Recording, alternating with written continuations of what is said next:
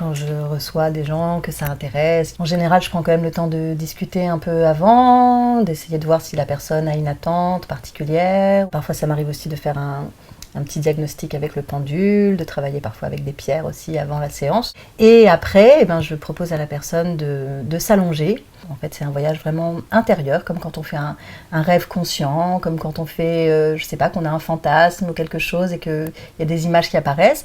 C'est de cet ordre-là, on va dire, au niveau de la visualisation. Un voyage chamanique, c'est un état modifié de conscience, où tout d'un coup, on va aller dans des contrées de sa conscience ou de son esprit, qui d'habitude sont un peu verrouillées.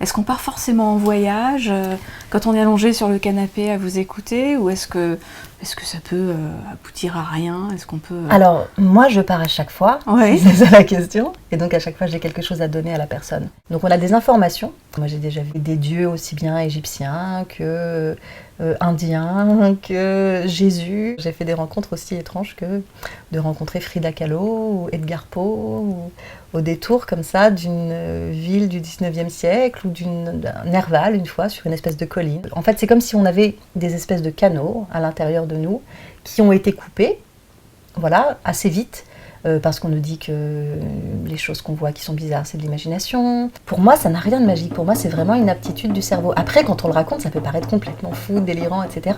Mais encore une fois, comme quand vous racontez un rêve, c'est simplement, ça fait partie des aptitudes de l'être humain. Comme chaque nuit, il va rêver en fait, et ça nous semble tout à fait naturel. Et si vous arrivez dans une culture où les gens ne savaient même pas ce que c'était que le rêve et que vous leur disiez, mais vous savez, la nuit, moi je ferme les yeux, et puis je peux être une petite fille, je peux me retrouver dans le passé, je peux me retrouver dans le futur, je peux parler à des animaux, je peux voler, et ils vous diraient, non mais n'importe quoi.